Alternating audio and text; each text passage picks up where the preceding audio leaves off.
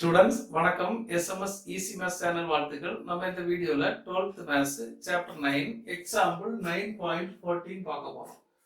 நம்ம இந்த இன்டெகிரலோட வேல்யூ கண்டுபிடிக்கணும். இந்த இன்டெகிரல் வந்து 0 to 1.5 எடுக்கணும். Greatest integer function x² into dx. இது இந்த இன்டெகிரல் தான் கண்டுபிடிக்கணும். இந்த பிராக்கெட்டோட மீனிங் என்னன்னா, இது ஒரு ஃபங்க்ஷன் சார்பு. அதான் மீப்பெரும் முழுக்கள் சார்பு அல்லது greatest integer function. Greatest integer ஃபங்க்ஷன்னா நம்ம இப்போ ஒரு நம்பர் லைன் எடுத்தா இதுல நிறைய வேல்யூஸ் வரும், நிறைய நம்பர்ஸ் வரும். நம்ம ஏதாவது ஒரு நம்பர் எடுத்து இந்த ஃபங்க்ஷன் கொடுத்தோம்னு வைங்க, இதுதான் ஃபங்க்ஷன். இதுல நான் இங்க இருந்து ஒரு நம்பர் எடுக்கிறேன் 1.7. இந்த 1.7 இந்த ஃபங்க்ஷன் கொடுத்தா நமக்கு என்ன ஆன்சர் கிடைக்கும்னா, இந்த 1.7க்கு லெஃப்ட் சைடுல வரக்கூடிய பெரிய இன்டிஜர் அதான் ஆன்சர் 1. இப்ப இதுல இருந்து நம்ம இங்க ஒரு பாயிண்ட் கொடுக்கிறோம் 0.2. அப்படி கொடுத்தா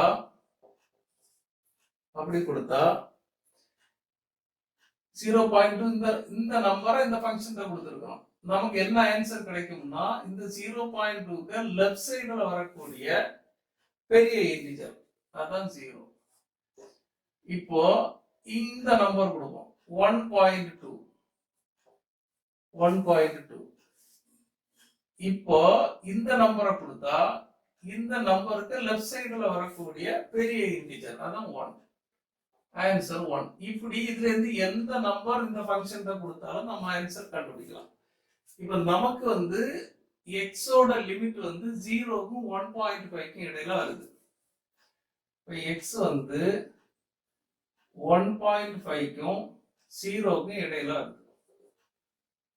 இப்ப less than or equal to less than எல்லாம் எடுக்கலனாலும் இந்த 0 விட்டு 1.5 விட்டு எடுத்தாலும் இந்த இன்டெகிரல் எடுக்கும்போது ஒரே ஆன்சர் தான் வரும். 0 1.5 சேர்த்து இன்டகிரேட் பண்ணாலும் இந்த பவுண்டரியை விட்டுட்டு இன்டகிரேட் பண்ணாலும் ஒரே ஆன்சர் தான் வரும். நம்ம அப்படியெல்லாம் போட்டு குழப்ப வேண்டாம். இப்போ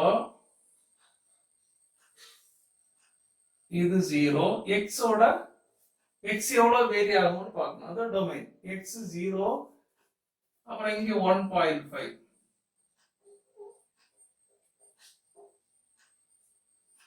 இங்க 1.5. அப்ப இங்க நமக்கு கிரேட்டஸ்ட் இன்டிஜர் ஃபங்க்ஷனுக்குள்ள x² இருக்கு. அப்ப இதுக்கு தான் நம்ம கண்டுபிடிக்கணும். x² எப்படி வரும்? ஸ்கொயர் பண்ணா 2.25 வரும். 1.5 ஸ்கொயர் பண்ணா 2.25. அப்ப 0 லெஸ் தேன் ஆர் ஈக்குவல். அப்ப இது எப்படி வரும்னா 2.25 இங்க 0. இப்போ நமக்கு கிரேட்டஸ்ட் இன்டிஜர் ஃபங்க்ஷன்னா இடையில உள்ள இன்டிஜர்ஸ் தான் ஆன்சர்ஸா வரும். அப்ப இதுக்கு இடையில உள்ள இன்டிஜர் இது 1, இதுக்கு இடையில உள்ள இன்டிஜர் 1 2, இப்படி ரெண்டு இன்டிஜர் வரும். இப்ப நம்ம இதுக்கு இடையில ஏதாவது இது வந்து x² டொமைன். இப்போ இதுக்கு இடையில இருந்து இதுக்கு இடையில வரக்கூடிய நம்பர் எல்லாம் x². அப்ப இதுக்கு இடையில x² ஒரு நம்பர் எடுத்து இந்த ஃபங்க்ஷன் கொடுத்தா நமக்கு என்ன ஆன்சர் வரும்னு கண்டுபிடிப்போம். அப்போ இதுக்கு டெஃபினிஷனை நம்ம எழுதுவோம். x² ஈக்குவல் டு இதுக்கு இடையில இருந்து நான் ஒரு நம்பர் எடுக்கிறேன் 0 less than or equal to x² less than 1. இதுக்கு இடையில இருந்து ஒரு நம்பர் எடுத்தா எந்த நம்பர் இதுக்கிட்ட கொடுத்தாலும் நமக்கு என்ன கிடைக்கும்? ஆன்சர் 0 கிடைக்கும். இப்போ இதுக்கு இடையில இருந்து ஒரு நம்பர் 1 விட பெருசு. அப்போ 1 less than or equal to x² less than 2 வரைக்கும் எடுத்தாலும் இதுக்கு இடையில இருந்து எந்த நம்பர் எடுத்து இந்த ஃபங்க்ஷன் கொடுத்தாலும் நமக்கு 1 ஆன்சரா கிடைக்கும். இதுக்கு லெஃப்ட் சைடுல வரக்கூடிய பெரிய இன்டிஜர் 1 வரும். அடுத்தது இதுக்கு இந்த பக்கம் கொடுத்தோம்னா 2 less than or equal to x² less than 2.25 equal to போட்டாலும் ஒண்ணும் இல்லை. இந்த பகுதியிலிருந்து ஏதாவது ஒரு நம்பர் எடுத்து இந்த ஃபங்க்ஷன் கொடுத்தா நமக்கு ஆன்சர் 2 கிடைக்கும். இதுதான் இதுக்கு ஃபங்க்ஷன்.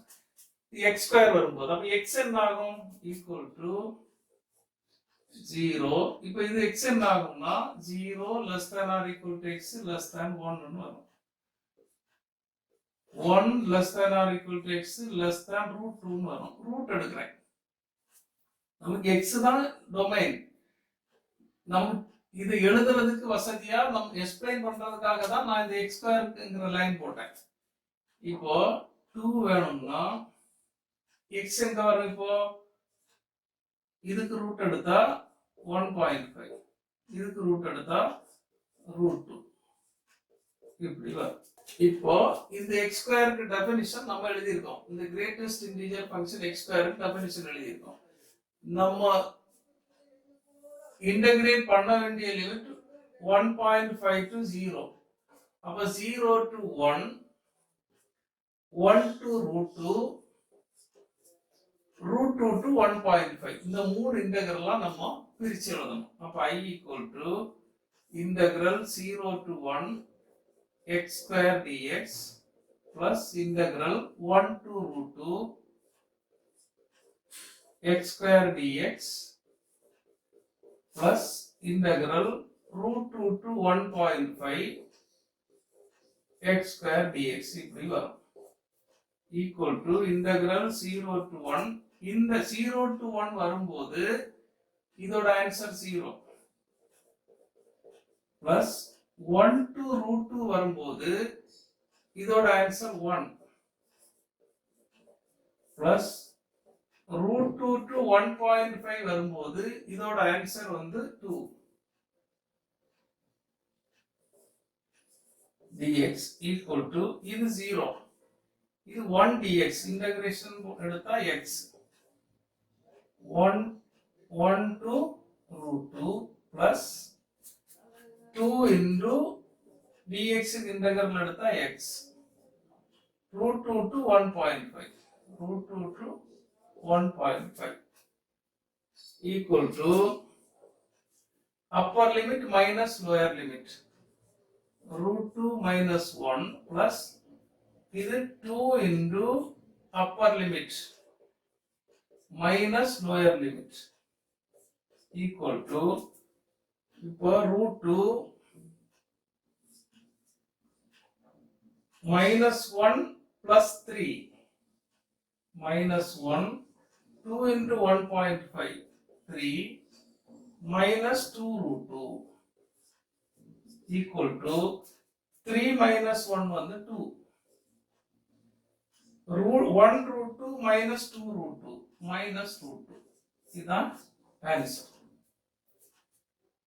ஓகே ஸ்டூடெண்ட்ஸ், இந்த வீடியோ உங்களுக்கு ஹெல்ப்ஃபுல்லா இருந்தா லைக் பண்ணுங்க, உங்க ஃப்ரெண்ட்ஸுக்கு எல்லாம் ஷேர் பண்ணுங்க, கமெண்ட் செக்ஷன்ல கமெண்ட் பண்ணுங்க, இந்த சேனலை மறக்காம சப்ஸ்கிரைப் பண்ணுங்க. தேங்க்யூ.